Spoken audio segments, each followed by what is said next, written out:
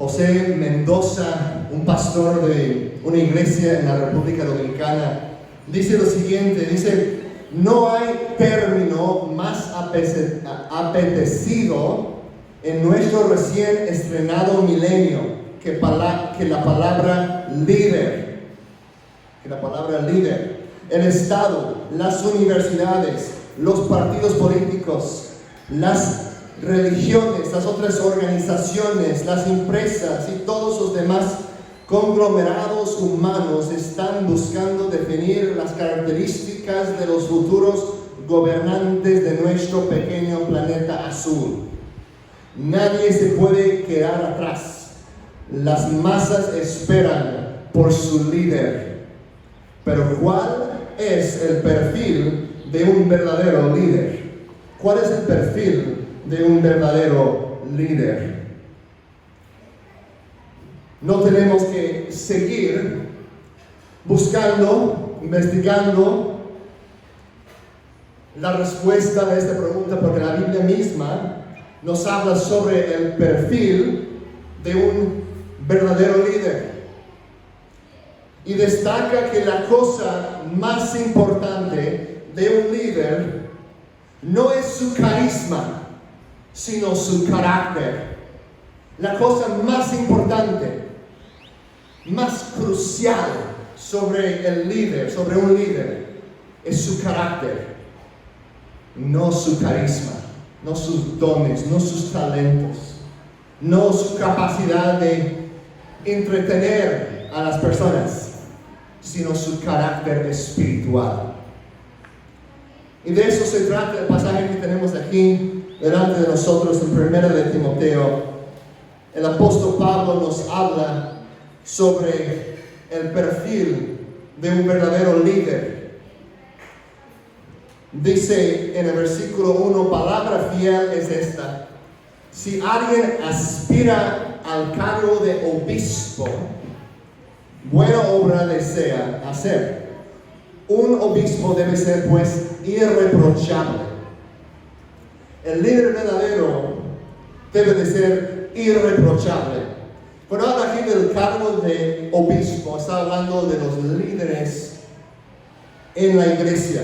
Y vamos a explicar un poquito más ese término, lo explicamos el domingo pasado, pero vamos a resumir un poquito para los que no estaban, para también refrescar las memorias de aquellos que sí estaban, porque todos nos ayuda a todos recordar esta enseñanza importante. Porque, como hemos dicho, ¿no? El liderazgo es crítico. Donde van los líderes, van también la gente. Si hay un fracaso en el liderazgo, eso puede causar grandes daños al rebaño, al cuerpo de Cristo. Entonces, es esencial que tengamos una buena definición de esta palabra obispo. Hablamos como hay 3 términos en la Biblia para este papel. Vamos a entrar ahí en un momento, pero hablamos también de la pluralidad del liderazgo, la importancia de tener un equipo de líderes, que muchas veces en la iglesia hay un solo pastor o una sola pareja que sirven como los pastores de la iglesia, y que eso realmente no es un modelo bíblico, que no es un modelo saludable a largo plazo. A veces por necesidad una iglesia queda con un solo líder, pero la prioridad número 1 de ese líder debe de ser ¿qué? Levantar a otros que formen parte de su equipo de liderazgo. Realmente un pastor que está contento a seguir haciendo todo, no está guiando, está entreteniendo, está manteniendo, pero no está capacitando, no está guiando la iglesia hacia su futuro de salud, de prosperidad espiritual en el Evangelio. Necesitamos líderes que estén capacitando a otros líderes, levantando a otros a formar parte de ese equipo. También hablamos del hecho que la responsabilidad de los obispos, de estos líderes, es principalmente el ministerio de la palabra y de la oración. Hay otro grupo de líderes mencionados en la Biblia que son los diáconos, que se encargan principalmente de las necesidades materiales de la iglesia. Son los que están más, toda la iglesia tiene responsabilidad de velar por las necesidades del cuerpo. Si hay un hermano que está en necesidad material, todos deben tener cierta preocupación por esta persona, pero los diáconos son los que están guiando en ese esfuerzo de asegurar que el cuerpo, las necesidades materiales del cuerpo estén, que haya alguien que esté pendiente, ¿no?, de eso, que la iglesia no esté descuidando los pobres, que la iglesia no esté descuidando a los enfermos, etc. Entonces es el papel del diácono, que es semejante pero no es idéntico al obispo. Vemos que el obispo también tiene la responsabilidad de proteger el rebaño y reprender a los falsos maestros. Entonces no solamente es una enseñanza positiva, no solamente es enseñar la verdad, sino también tiene la responsabilidad de corregir el error. Enseñar la verdad, eso es su rol, su encargo principal, pero también tiene la responsabilidad de corregir los errores. A veces hay pastores, hay líderes que se enfatizan todo en uno de los dos, ¿no? E ignoran uno de los dos. Hay pastores que siempre están advirtiendo, hablando de todos los errores, y la gente de la iglesia ni siquiera sabe lo que es la verdad.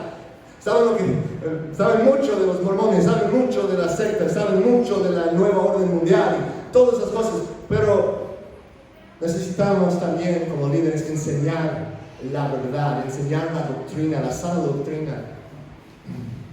Como hemos dicho, ¿no? Un hombre trabajando, una mujer trabajando en el banco, no va a pasar todo su tiempo estudiando los billetes falsos para poder identificarlos, no, va a pasar su tiempo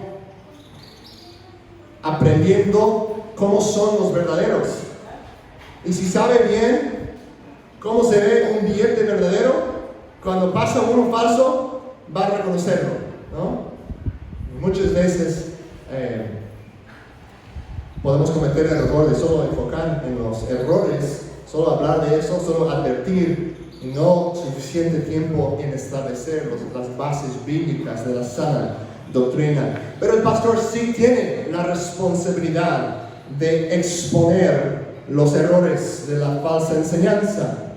No queremos reaccionar en contra de los que abusan de eso y nunca hablar de los errores. Es parte de nuestra responsabilidad también. Proteger el rebaño y reprender a los falsos maestros.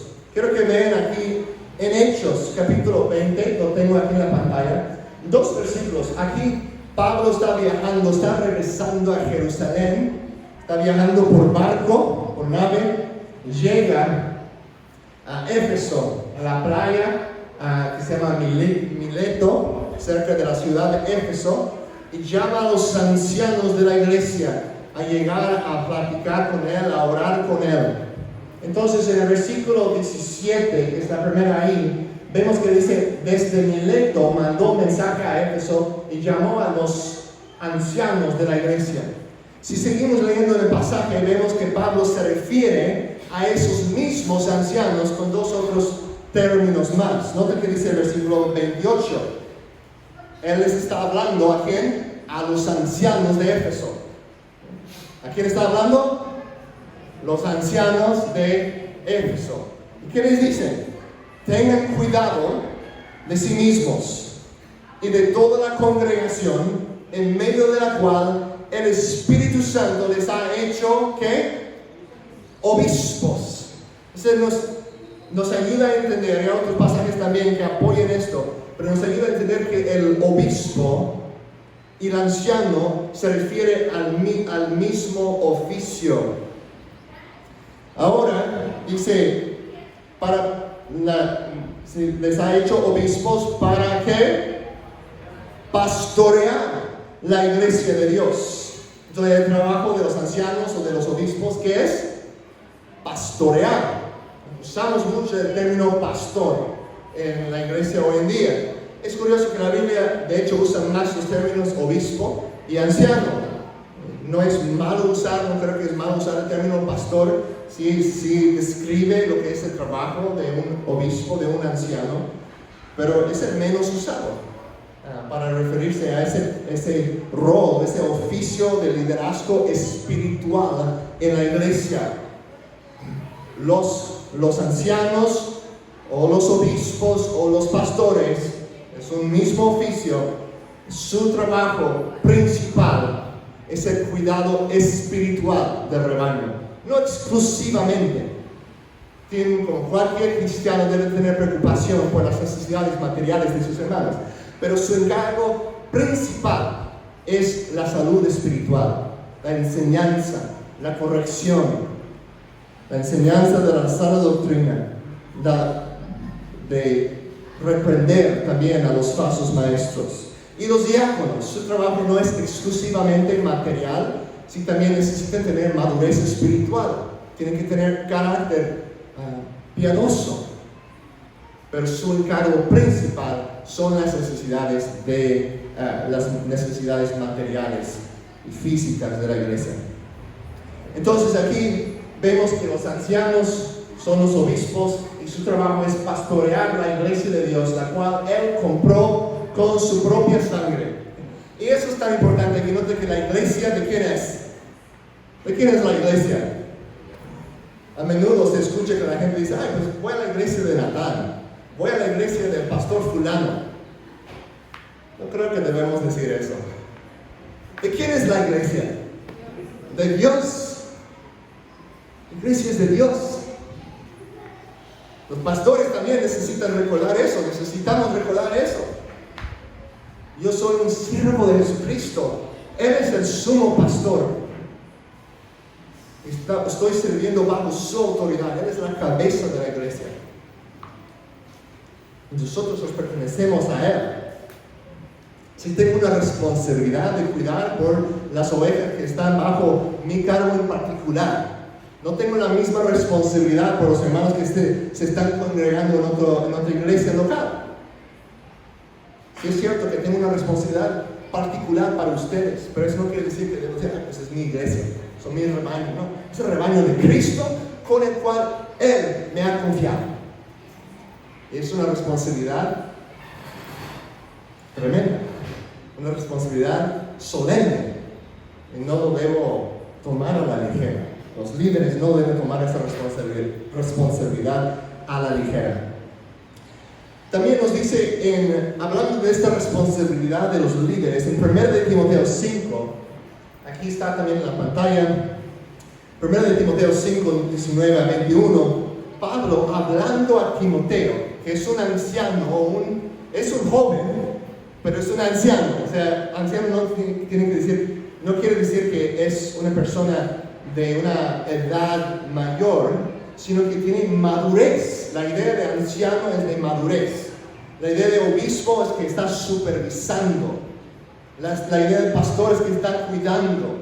O sea, esos términos describen los requisitos y el carácter de este trabajo, de este oficio. Entonces Timoteo es un joven, pero tiene la responsabilidad de pastorear la iglesia de Éfeso. Esto es un tiempo después del pasaje que vimos en Hechos. Y nota lo que Pablo le dice a Timoteo aquí. No admitas acusación contra un anciano o un líder de la iglesia, a menos de que haya 2 o 3 testigos. A menos de que haya 2 o 3 testigos. Eso es una buena práctica, es una buena póliza para cualquier situación. Pero en particular, dice, para los líderes, si alguien viene con una acusación contra un líder, no vayas solamente creyendo eso, no vas a decir, pues lo voy a aceptar. Dice aquí Pablo que tiene que tener por lo menos, ¿qué?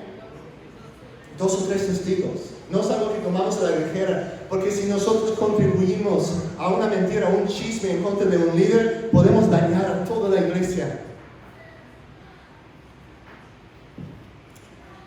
También dice, a los que continúan en pecado, repréndelos en presencia de todos para que los demás tengan temor de pecar. Eso no es fácil, no es algo que me da gusto para nada. No creo que es saludable si conoces a una persona que dice, ay, pues sí, me gusta eso, me gusta reprender a la gente. Bueno, cuidado. Algunos sí tienen ese don, pero debemos hacerlo con mucho amor, con mucho cuidado, no por el gusto de hacerlo. Si los regaño es porque de corazón quiero lo mejor para ustedes. No es porque me da gusto gritar y hacer todo un show aquí, no.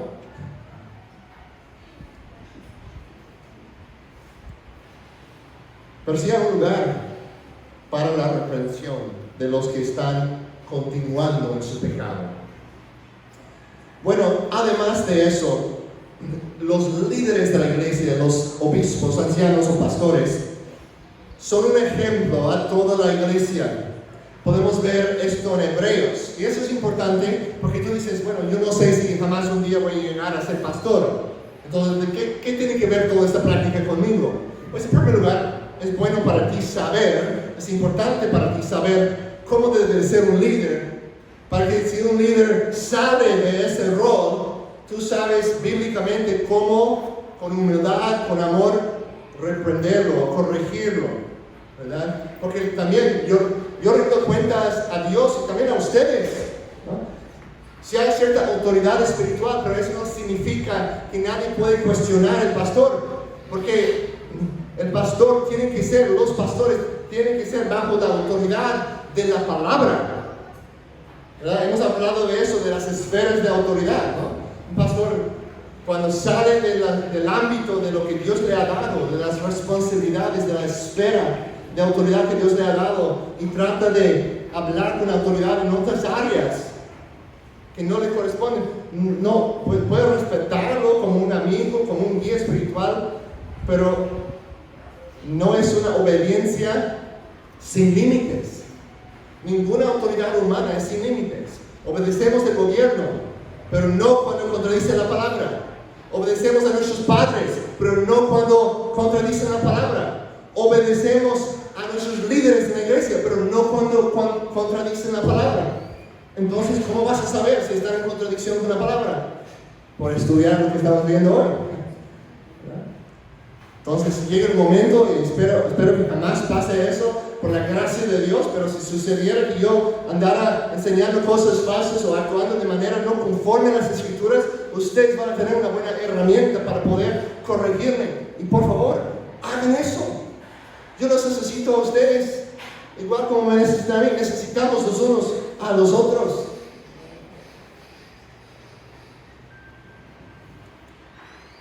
Si hay espíritu de rebeldía a veces, ¿no? Y Pablo dice, citando a Moisés, de no hablar mal contra el líder de tu pueblo. Y es cierto que hay mucho cuidado, mucha delicadeza, que es importante cuando vamos a confrontar a un líder. 2 o 3 testigos, dice aquí. Pero a veces hay líderes que se abusan de este versículo, dicen, no me puedes corregir, no puedes decir nada porque estás hablando mal contra el líder del pueblo. Y la palabra de Dios dice que no puedes hacer eso. Los verdaderos líderes en la iglesia deben tener un corazón de siervo, de humildad, no señoreando sobre los demás, sino sirviendo humildemente, deseando el bien de las ovejas. Aquí en Hebreos dice, por ejemplo, de la obediencia del ejemplo que dan los líderes. Acuérdense de sus guías que les hablaron la palabra de Dios, y considerando el resultado de su conducta, imitan su fe. Es la segunda razón que es importante esta plática. No solamente para que sepan el rol de los líderes, sino también todo lo que vamos a ver aquí en cuanto al carácter de un líder es un ejemplo para ustedes. Un líder es alguien que está poniendo ejemplo, es un guía. Ustedes deberían poder ver a los líderes de nuestra iglesia, no lo van a ver perfectamente en mí o ninguno de ellos, pero la esperanza es que nosotros estemos madurando en nuestra vida con Cristo de tal manera que deberían poder ver a nosotros y tener un buen ejemplo. Un ejemplo imperfecto, sí, pero de todos modos un buen ejemplo de lo que se ve, de cómo se ve en la vida cristiana. cómo se ve la madurez espiritual. ¿Sí me da a entender? Entonces es importante para nosotros porque estas características no solamente son buenos consejos o requisitos para los líderes, son un ejemplo también del tipo de carácter que todos nosotros deberíamos anhelar en nuestras vidas.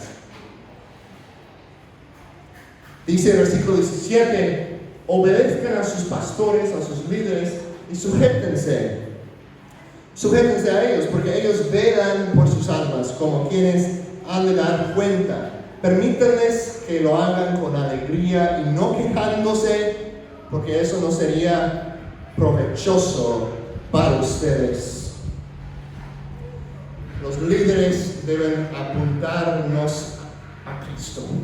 Deben ser un ejemplo, y dentro de ese rol, de ese oficio de obispo, de anciano, que Dios ha dado a los pastores, hay una responsabilidad de someter a su autoridad bajo la autoridad de la palabra de Dios, siempre. Ahora llegamos a las cualificaciones que son mencionadas aquí. Aquí tenemos la lista de varias virtudes, varias características del perfil de un buen líder, de un obispo, requisitos para un obispo en la iglesia. Y aquí otra vez eso no habla de perfección. No habla de perfección. No hay ningún ser humano que vive conforme a todo eso, 100%. Jesús es el único que vivió una vida perfecta y sin pecado. Pero esas deben ser las marcas de un líder maduro, uno que está creciendo en estos atributos, que está creciendo, su vida se está desarrollando en esta dirección de madurez espiritual, que puede ser ejemplo a los demás. Versículo 2, un obispo debe ser irreprochable. Creo que lo demás realmente es una descripción de lo que quiere decir irreprochable. La primera cosa que notan es que debe de ser, ¿qué dice? Marido de una sola mujer. Marido de una sola mujer. El obispo, el pastor, debe ser marido de una sola mujer. En otras palabras, debe de ser fiel a su esposa, que no haya sido divorciado de su esposa. La única excepción que yo veo con eso, hay algunos que están de desacuerdo conmigo, pero si una persona se divorció antes de llegar a conocer a Cristo, antes de estar caminando con el Señor, dice la Biblia que llegar a conocer a Cristo, lo viejo ha pasado y todo se ha hecho nuevo. Ya eres una nueva criatura en Cristo. Mi suegro, por ejemplo, sirvió como anciano, como pastor en nuestra iglesia en Washington.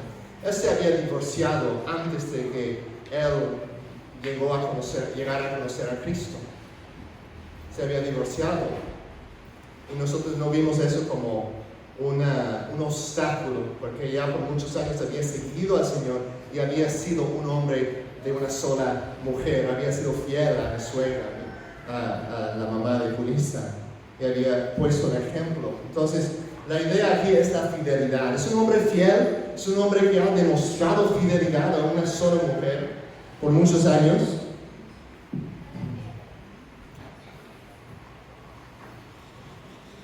Eso es el primer requisito que vemos aquí. Y eso nos habla de Cristo también, nos habla de Cristo. Porque ¿qué tipo de esposo es Cristo? Cristo es el esposo de la iglesia. La iglesia es su novia, su esposa, nos enseña la Biblia. ¿Qué tipo de esposo es Jesús? ¿Uno infiel o fiel? Fiel, 100%. Un esposo, un marido que está siendo infiel a su esposa, a su mujer, está proclamando una mentira sobre Jesús.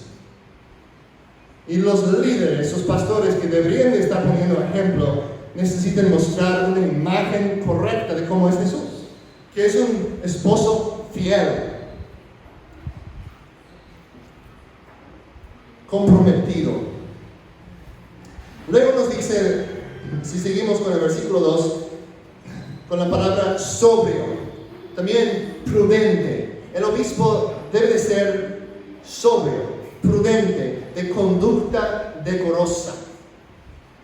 Eso nos habla de dominio propio interior que produce conducta digna y respetable ante las demás personas.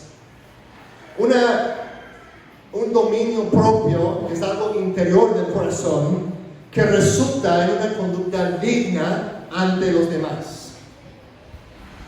Si siempre estás desvelado por jugar videojuegos hasta las 12 de la madrugada y descuidas la oración y la lectura bíblica como resultado, ¿no? Estás viendo partidos de fútbol de otro lugar del mundo, ¿no? Hasta las 1 de la mañana, y siempre estás llegando muy tarde a las citas y tienes la reputación de no cumplir con tus compromisos.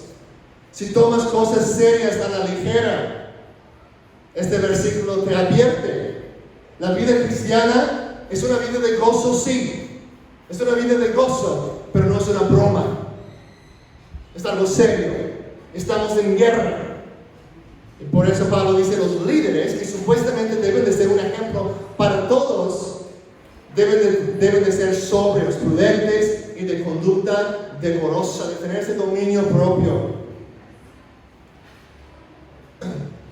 Entonces hay algo de sobriedad, ¿no? De tomar las maneras de ver la vida espiritual como algo solemne, algo serio. No es una broma. Pero también vemos que el líder debe de ser caracterizado por su gozo y por su capacidad de dar gozo a otros. Con la siguiente cosa mencionada aquí, dice hospitalario. Debe de ser el líder no solamente prudente, de conducta decorosa, sino también hospitalario. ¿Qué hace alguien que es hospitalario?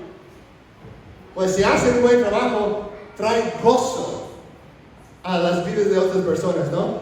Paz, descanso a otros, alegría a los de su alrededor. Abre su vida y abre su hogar para otros. Es generoso con su tiempo y con sus recursos. Primero de Pedro 4:9 dice, sean, y esto está hablando de toda la iglesia. Otra vez, los líderes son ejemplo para todos. Dice, toda la iglesia, sean hospitalarios los unos para con los otros, sin murmuraciones. Sin murmuraciones, o sea, hazlo con gozo, de corazón, no por obligación. Pues tengo que hacerlo porque la Biblia dice que tengo que hacerlo. No, de gozo, con el deseo de bendecir a los demás. Hemos sido tan bendecidos por Dios. Él ha perdonado nuestros pecados, nos ha hecho herederos con Cristo, nos ha bendecido en los lugares celestiales con toda bendición espiritual en Cristo Jesús. No solamente con algunas, sino con toda bendición espiritual en Cristo Jesús. Entonces, como un pueblo bendecidos, nuestro anhelo, nuestro deseo de corazón debe de ser bendecir a otros con lo que Dios nos ha dado. Libremente hemos recibido, libremente debemos dar de la bendición que Dios nos ha dado para compartirlo con otros. Abraham fue bendecido grandemente por Dios. ¿Por qué? Para que por medio de él todas las naciones pudieran recibir la bendición. Nosotros hemos sido bendecidos para bendecir. Los líderes deben poner ejemplo de hospitalidad. La hospitalidad para ti es una carga o un gozo. ¿Crees realmente que es más bendito dar que recibir? El líder que es hospitalario pone ejemplo a la iglesia y muestra cómo es el corazón de Dios. Dios ha sido tan generoso con nosotros, tan hospitalario con nosotros. ¿Cómo ha sido hospitalario Dios con nosotros? Dices, pues invito a mis amigos a la casa. Invito a los que a lo mejor me pueden pagar de alguna manera. Jesús dijo, no hagan eso solamente. Sí está bien invitar a los amigos, pero no hagan eso exclusivamente. Inviten a aquellos que no te pueden pagar nada. Porque eso es lo que Dios ha hecho con nosotros. Él, aunque no lo merecíamos, aunque éramos antes de conocer a Cristo, sus enemigos, rebeldes en contra de su voluntad, Él en su gran amor envió a su Hijo para morir en nuestro lugar y abrir el camino para que nosotros pudiéramos morar con Él en su habitación eternamente. Dios ha sido hospitalario con nosotros. Él invita a sus enemigos, los que eran sus enemigos, a sentarse en su mesa y convivir con Él. Lo que hizo Jesús, lo que hacía Jesús cuando estaba aquí en la tierra, y es lo que estamos también haciendo cada vez que tomamos de la cena del Señor, lo que vamos a hacer hoy. Estamos sentados en la mesa. ¿Por qué? Porque yo como pastor les he invitado. Porque Dios, Jesucristo mi Hijo, Jesucristo mismo, Él nos ha invitado a sentarse en su mesa, a gozar ese tiempo de comunión con Él y los unos con los otros. Jesucristo es un ejemplo también perfecto del gozo, de la hospitalidad. Sabía cómo gozarse. Sí, tomaba las cosas en serio. Se levantaba temprano para orar con su Padre, ¿no? Para estar en comunión con su Padre. Se levantaba en la madrugada para subirse en un monte y estar a solas con Dios. Nos muestra esta disciplina, ese compromiso, pero también no es correcto pensar en Jesús como una persona que siempre andaba muy solemne. Él traía gozo a las personas, los publicanos, personas que los demás consideraban como de fiesta a los pecadores. Ellos querían invitar a Jesús a sentarse en la mesa con ellos. Entonces no creo que Jesús era una persona así como muy aburrida, que la gente que les encantaba las fiestas querían tener a Jesús en su fiesta. Y obviamente Jesús nunca pecó, no participó en cualquier aspecto de aquellas fiestas que eran pecaminosas, pero los bendijo con su presencia y querían que Él estuviera ahí. Jesús, cuando lo invitan a una boda, es interesante, ¿no? Cristianos a veces, alguien que no es cristiano nos invita a una boda y pues no sé si quiero ir porque va a haber muchas cosas con las cuales no estoy de acuerdo. Le invitaron a Jesús a una boda. Algunos ni siquiera nos invitan porque dicen, pues no va a venir. No quiere divertirse. A Jesús le querían invitar que llegara a la boda. ¿Y qué hace Jesús en la boda? La mejora con su presencia. Se cambia el vino. ¿Y qué hace Jesús? Se convierte el agua en vino. Y es un vino mejor. Excelente, mejor que cualquier vino que habían probado ellos. Jesús mejoró la fiesta con su presencia. Yo sé que algunos podrían abusar de lo que estoy diciendo, pero tampoco no queremos reaccionar, hermanos. A veces podemos reaccionar y ver, pues hay mucho pecado en eso, en las fiestas y todo. Vamos a alejarnos lo más que podamos de todo eso, ¿no?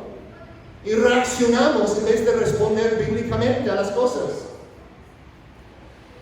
Reaccionamos en vez de responder bíblicamente. Voy a pasar el acto para enseñar e ir directamente a no dado la bebida. Recuerden que hay que regresar a la otra. No dado la bebida, porque esta también es importante en conexión con lo que acabo de decir.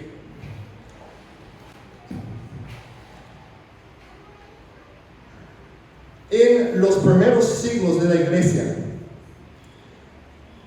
algunos empezaban a ver la inmoralidad increíble del Imperio Romano y de la cultura romana. El teólogo Agustín, en el siglo V, el siglo VI, por ahí, por ejemplo, observó eso, había vivido una vida de locura, de placer sexual, y reaccionando a eso, empezó a enseñar que había una conexión entre el sexo y el pecado original, algo que la Biblia no enseña, algo que la Biblia ni siquiera implica. El sexo es un buen regalo de Dios. Los buenos regalos de Dios pueden ser abusados. En reacción, Agustín empezó a enseñar que los más espirituales no se casarían. De ahí viene la tradición que está con nosotros hasta hoy en día, que sacerdotes en ciertas tradiciones cristianas, católicas, romanas, incluso en la iglesia ortodoxa, no al mismo grado, pero ven el sexo como algo del mundo, algo sucio. Lo ven como algo menos espiritual, por lo menos, necesario para tener hijos, para los que no sean sacerdotes, pero para los más cercanos a Dios no podemos participar en eso. ¿Qué es lo que pasó? Había una reacción en vez de una respuesta bíblica. Y yo sé que lo que estoy a punto de decir, que a lo mejor voy a ofender a algunos de ustedes, no quiero ofenderles, no es mi intención. No quiero ser tampoco piedra de tropiezo para nadie aquí. Lo que voy a decir no es un pretexto para el pecado. Pero mi trabajo no es enseñar algo humano para ayudarles a evitar el pecado. Mi trabajo es enseñar lo que dice la Biblia para ayudarles a evitar el pecado. A veces queremos poner más barreras. Bueno, eso lo que dice la Biblia no es suficiente. Sigue siendo un problema. ¿Qué sería la solución? Bueno, no sé, como los fariseos, vamos a poner otra regla ahí. Bueno, esa regla no nos está funcionando. ¿Qué hacemos? Ay, ponemos otra regla. Eso tampoco. Ponemos otra regla. Es lo que a veces hacemos. Ponemos reglas para evitar pecado que ni siquiera están en la Biblia. Eso está bien en la vida personal de unos. Dice, ¿sabes qué? Eso es mucha tentación para mí. Personalmente, ni siquiera me voy a acercar a eso, porque no quiero ser tentado. Pero cuando ponemos nuestras propias reglas y disciplinas personales como preceptos bíblicos que todos los demás también necesitan seguir, ojo con eso. Cuidado con eso, porque ya estamos agregando la palabra de Dios. Y quiero decir que en este pasaje, Pablo, cuando dice no dado a la bebida, está hablando de no ser dominado por la bebida, por el alcohol. No estar bajo la influencia del alcohol. Y no hay bíblicamente una prohibición total de tomar una copa de vino. De hecho, Pablo más adelante dice a Timoteo que debe de tomar una copa de vino para su salud. Y yo sé que hay alcoholismo, que hay borrachos, que hay personas que luchan con eso. O decimos alcoholismo para que parezca como una enfermedad, pero es un pecado. Es borrachera, es el pecado de ser borracho, ¿no? De caernos en eso, de abusar del alcohol. Y esa prohibición aquí es en contra de eso, es en contra del pecado del abuso, no es en contra del uso moderado del alcohol. Y a lo mejor para algunos de ustedes dicen, no, Natán, no estoy de acuerdo, porque yo he escuchado y he visto que cuando habla la Biblia de vino, está hablando de un tipo de jugo de uva, o un vino que era muy diluido y que nadie ni siquiera podría emborracharse con ese tipo de vino. Es lo que dicen algunos pastores. Dicen, no debes tocar el vino porque cuando Jesús convirtió el agua en vino, no era como vino con el cual se podría emborrachar. No podrías tomar demasiado y tener ciertos afectos no deseados, o deseados por algunos, pero no estar bajo esa influencia. Algunos dicen que no era así tan fuerte como el vino que tenemos hoy en día. Pero el problema con eso es que aquí mismo, en Juan, cuando Jesús convierte el agua en vino, dice que todos, el hombre, ¿no?, que estaba encargado de la boda, llama a Jesús y dice: todos sirven primero el mejor vino, y cuando los invitados ya han bebido mucho, cuando ya han tenido mucha influencia en el alcohol, ¿qué hacen? Entonces sirven el más barato, pero tú has guardado el mejor vino hasta ahora. La implicación es que eso está hablando de vino que sí tiene un efecto sobre cómo se siente uno. Y hay muchos otros versículos que pueden comprobar eso. Está hablando de vino como tenemos hoy en día. Y sí es cierto que tenía la práctica de mezclar agua con vino para evitar enfermedades y todo, pero nosotros, otra vez, no tenemos que reaccionar por miedo de que si yo digo lo que acabo de decir, que alguien lo va a tomar como pretexto para ir y emborracharse.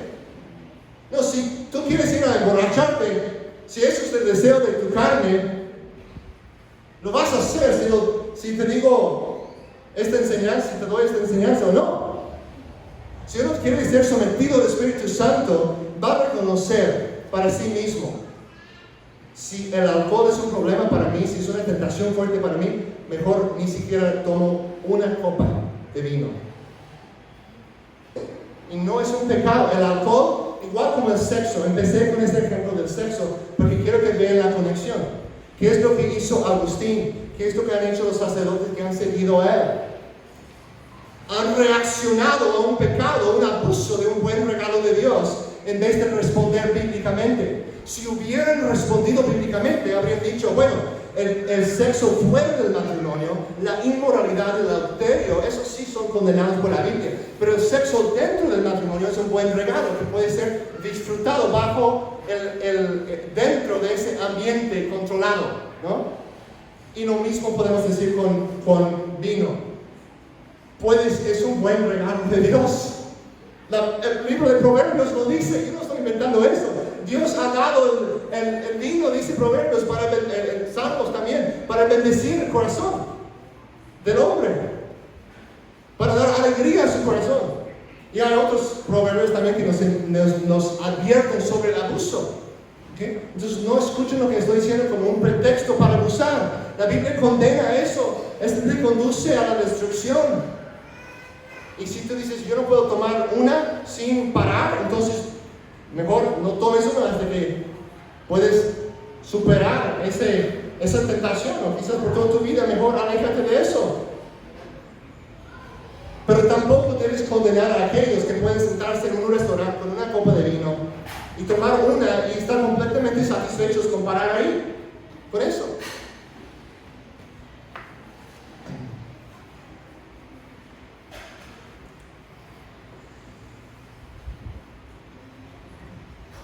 Entonces el problema es cuando uno no puede pararse con una sola copa. Un borracho no tiene dominio propio, está dominado por el alcohol. Tenemos que ser consistentes en eso. Uno que es controlado por cualquier cosa, sea el alcohol, sea el sexo, sea la comida, sea los videojuegos, sea los deportes, sea la pornografía, no es calificado para ser líder en la iglesia, porque no está poniendo el ejemplo. Bueno, versículo, seguimos con la otra parte del versículo antes, donde dice apto para enseñar. Apto para enseñar. Posiblemente podría ser traducido como enseñable. Esa palabra ha sido traducida de las dos maneras. Esa es una de las pocas en la lista aquí. Es una de solo dos o quizás tres que tienen que ver más con habilidad que con carácter.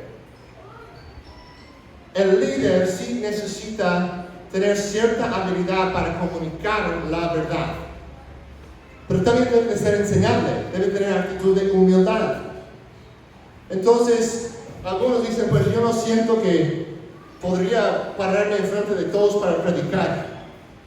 Mi suegro, por ejemplo, usándolo como ejemplo, Él pudiera haber pensado, no puedo ser anciano o pastor en la iglesia porque no tengo el don de predicación. Me siento muy incómodo parándome enfrente de un grupo de 100, de 10 personas, muchas veces, mucho menos 100 personas. Me siento muy incómodo con eso. Así que, ¿realmente podría ser anciano en la iglesia? Pues una persona puede crecer en eso, pero a la misma vez, yo podía ver, mi suegro sabe cómo comunicar el evangelio claramente. Sabe cómo enseñar. Y quizás no va a ser muy cómodo, pues él ya está con Jesús, pero quizás no iba a ser muy cómodo haciéndolo en frente de un grupo así. Pero él con un grupo de 3 hombres sí les podría enseñar la verdad de Dios. Y no todos los pastores, no todos los ancianos o obispos tienen que estar siempre con el ministerio del púlpito. Algunos van a estar guiando estudios, algunos van a estar enseñando en otros ambientes donde hay menos personas o donde la dinámica es un poquito diferente, y eso está bien. No dice que tienen que tener el carisma para pararse en frente de 1000 personas y tenerlos todos riendo. Sí. No dice eso. Que puede enseñar, que puede aplicar la verdad de Dios a las vidas de otras personas. Bueno, también vemos en el versículo que dice, no pendenciero, sino amable, no contencioso. El líder no debe de ser esas cosas, no debe de ser violento, no con la lengua ni con las manos. Debe ser amable y no andar buscando pleitos con todos. Los verdaderos líderes con valentía, sí, a menudo van a tener enemigos, porque hay personas que se oponen a la verdad, pero no es que anden buscando crear enemigos. Los enemigos llegan como resultado de la predicación fiel, no llegan como resultado de una persona peleonero que anda buscando eso. No deben de llegar como resultado de eso. También dice, no avaricioso. No avaricioso. La avaricia es una marca de los falsos maestros. Ellos están haciendo eso por el dinero. Nota lo que dice en 1 Timoteo 6. Aquí lo tengo. Si alguien enseña una doctrina diferente y no se conforme a las sanas palabras, las de nuestro Señor Jesucristo, y a la doctrina que es conforme a la piedad, está envanecido y nada entiende, sino que tiene un interés corrompido en discusiones y contiendas de palabras, de las cuales nacen envidias, pleitos, blasfemias, malas sospechas y constantes rencillas entre hombres de mente depravada.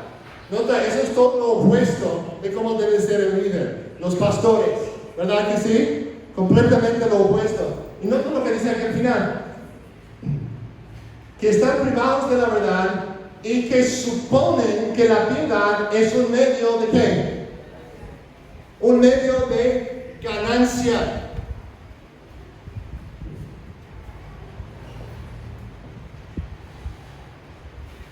La Biblia sí enseña que está bien pagar a los líderes, pero su motivación no debe de ser la ganancia.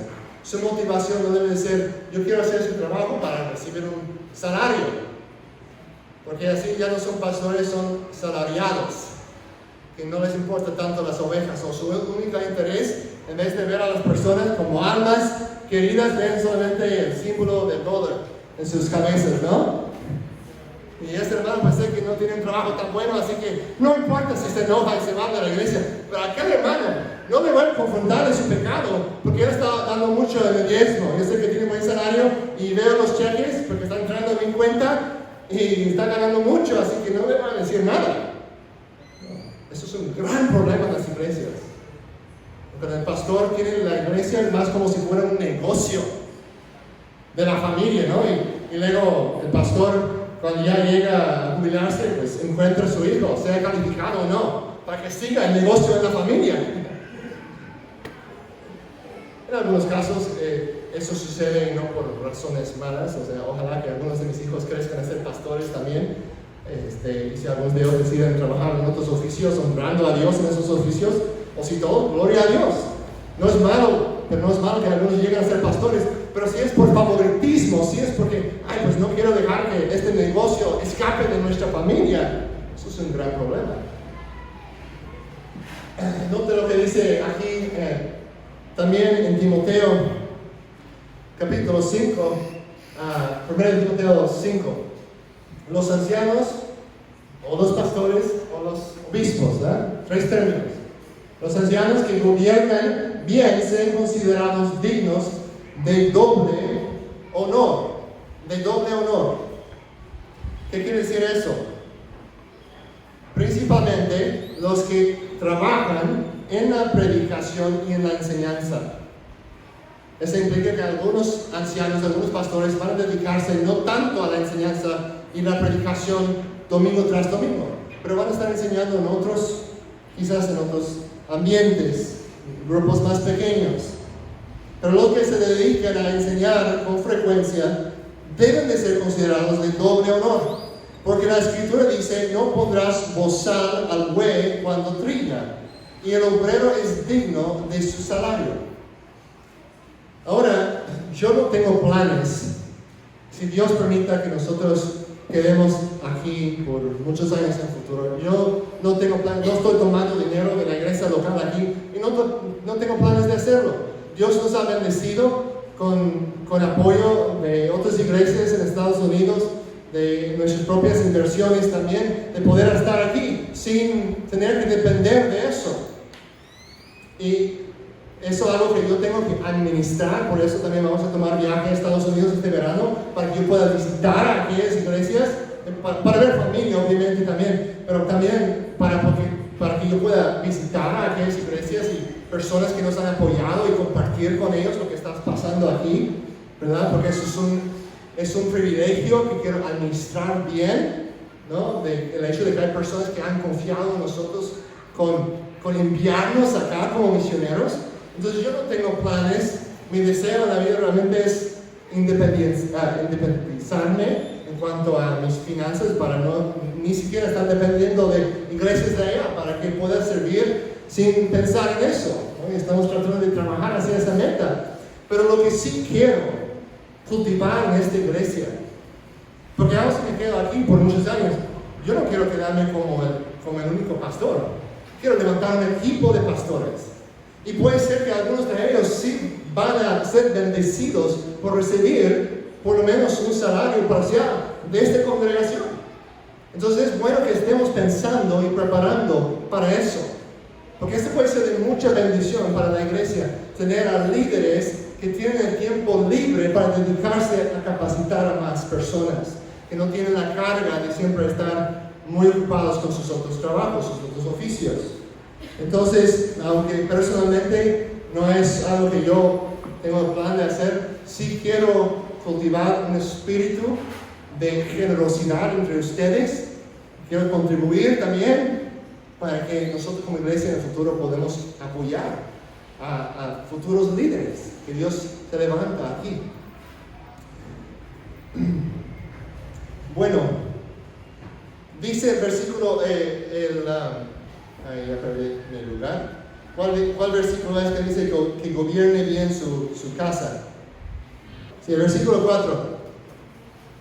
Eso es otro requisito. Y también ese requisito tiene que ver tanto con el carácter como también con la capacidad de administrar. Gobernar tiene que ver con la administración, de poder guiar. Un administrador es alguien que reconoce que todo lo que tiene es de Dios y quiere estar teniendo a sus hijos sujetos con toda dignidad. Pues si un hombre no sabe cómo gobernar su propia casa, ¿cómo podrá cuidar de la iglesia de Dios? Esta es una calificación muy, muy descuidada, que yo he visto tanto en las iglesias en Estados Unidos como acá en México. Una calificación que muchos abandonan, en donde yo veo pastores que sus hijos todavía están en el hogar y están en rebeldía en contra del Señor, y las personas siguen porque esta persona tiene muchos dones, porque esta persona es un buen predicador. aunque esa persona no esté poniendo ejemplo en criar a sus propios hijos. Y luego, años después, te preguntan, ¿qué pasa? ¿Por qué nuestra iglesia no está experimentando la bendición de Dios? ¿Por qué no estamos realmente produciendo discípulos? Quizás tenemos mucha gente, pero no están realmente entregados a Dios. ¿Qué pasó? Es que permitieron que su líder fuera alguien que no pudiera poner ejemplo de cómo guiar en lo más básico de la vida, que es con la familia de uno. Tenemos que dar gracia. Hay etapas, ¿no?, en las vidas de cada persona que empieza a vagar. Hay etapas en la vida cuando los hijos, inclusive de pastores fieles, donde ellos dicen, no sé, empiezan a cuestionar. Hay que dar gracia a los líderes en eso. Pero si vemos que de plano no está descuidando esa responsabilidad, sus hijos no tienen nada que ver con la iglesia, son hostiles a la verdad, es una señal de que esa persona necesita tomar un descanso de su trabajo de pastor hasta que su casa esté en orden. Y yo me comprometo a eso con ustedes. Y cualquier otro líder que se levanta aquí, Dios, también estoy comprometido a trabajar para que también, a cultivar eso en ellos, para que todos estemos como equipo de pastores aquí comprometidos en primer lugar a nuestras familias. Y como congregación de dar gracia a una persona, decir, pastor, tú puedes tomar un tiempo, veo que estás luchando con eso, vamos a dejar que los otros líderes, los otros pastores tomen un tiempo de estar predicando más que tú, para que tú puedas enfocarte en tu familia por unos meses y ver si se solucionan esos problemas, para que no descuides más, ¿no? Pero muchas veces los pastores ni siquiera quieren admitir eso, no lo quieren reconocer porque están dependiendo del trabajo por su salario, ¿no? Que es otro problema cuando esa es la mentalidad. Debe ser el llamado primero, trabajo segundo. Uno que es pastor debe ser pastor no por el dinero, sino porque siente el llamado de Dios de hacerlo. Si alguien desea ser anciano. Luego dice, siguiendo después, dice, no debe ser un recién convertido, no sea que se envanezca y caiga en la condenación en que cayó el diablo. Entonces, una persona que tiene pocos años en la fe, es imposible ver su carácter, es imposible ver si ha sido realmente fiel a su esposa por mucho tiempo. Necesitamos poder mirar sus vidas por lo menos un tiempo. Pablo estaba en algunos lugares solo por como un año, o 2 o 3 años, y ya en esos lugares estaban preparados para asignar, para nombrar líderes. No tienen que decir que tienen que ser cristiano por 20 años, pero tienen que, por lo menos unos años, para que las personas puedan ver su vida, ver si realmente es una persona fiel.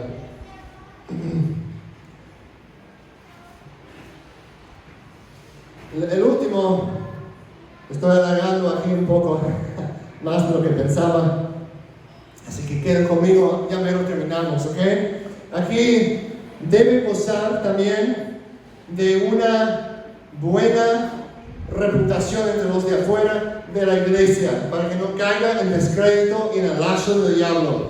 Ya mencioné que a veces no es posible, pero un líder debe de hacer todo lo posible. A veces va a tener enemigos por su propia predicación de la verdad.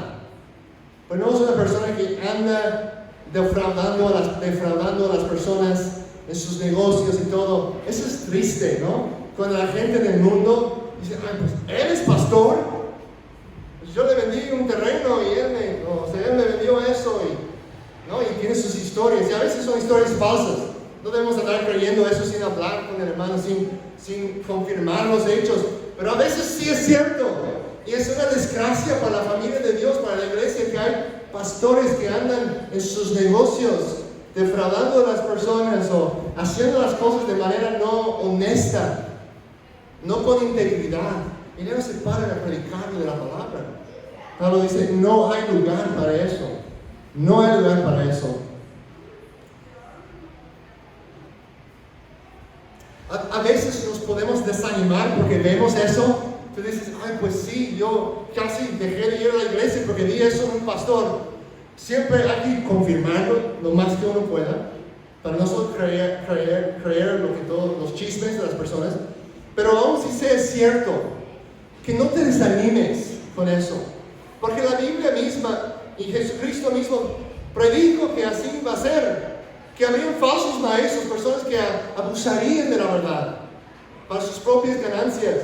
Entonces, cuando veo eso, digo, no me desanimo, sí me da tristeza, pero no lo veo como una contradicción a la Biblia, sino como una confirmación de las palabras de Jesús.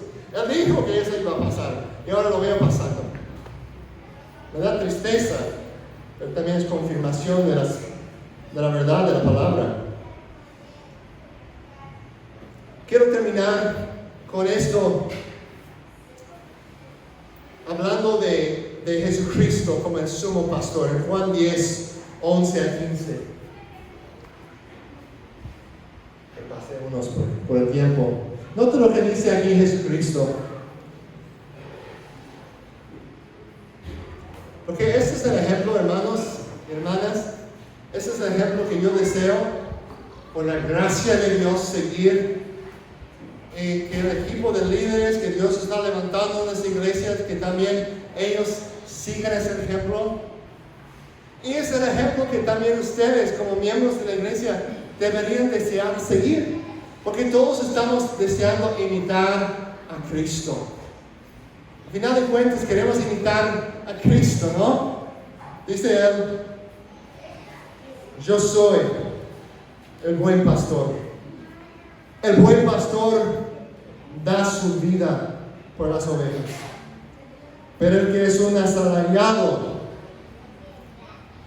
y no un pastor, que no es el dueño de las ovejas, ve venir al lobo, abandona las ovejas y huye. Entonces el lobo las arrebata y las dispersa. El asalariado huye porque solo trabaja por el pago y no le importan las ovejas. Yo soy el buen pastor, dice Jesús, y conozco mis ovejas, y ellas me conocen al igual que el Padre me conoce, y yo conozco al Padre, y doy mi vida por las ovejas. Otra vez, hermanos, no debemos estar pensando en lo que debemos recibir, en lo que la iglesia ofrece a nosotros, sino en lo que nosotros podemos ofrecer a Dios y a su cuerpo, a su familia, los dones que Él nos ha dado, porque en un sentido todos estamos llamados a pastorear los unos a los otros, a velar por las almas de nuestros hermanos y hermanas en Cristo. Y lo vamos a hacer siguiendo el ejemplo de Cristo, recordando que eso es lo que Él hizo perfectamente por nosotros. Gracias, Padre.